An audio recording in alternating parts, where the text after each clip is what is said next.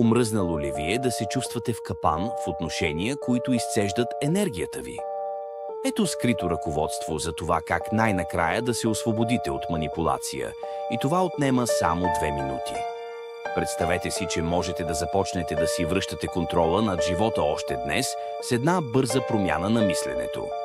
До края на това видео ще знаете една проста, но мощна техника, с която да поемете контрол и да защитите своето спокойствие. Техниката се нарича пауза и оценка. Ето как работи.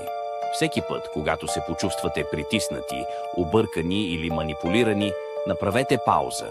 Не реагирайте веднага. Вместо това поемете дълбоко въздух и си задайте 2 въпроса. 1. Какво точно чувствам в момента? И 2. Това чувство в мой интерес ли е? Тази малка пауза създава пространство за яснота.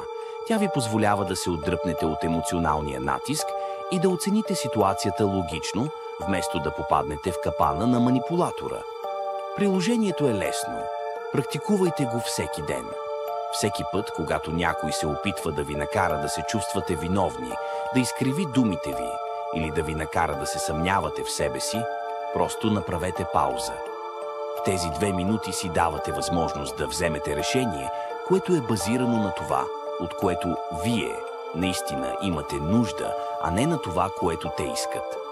Ако сте готови да поемете контрола над живота и отношенията си, натиснете бутона за последване за още съвети как да се освободите от токсични динамики и да изградите по-здравословни връзки. Помнете, заслужавате отношения, които ви подкрепят, а не ви тежат.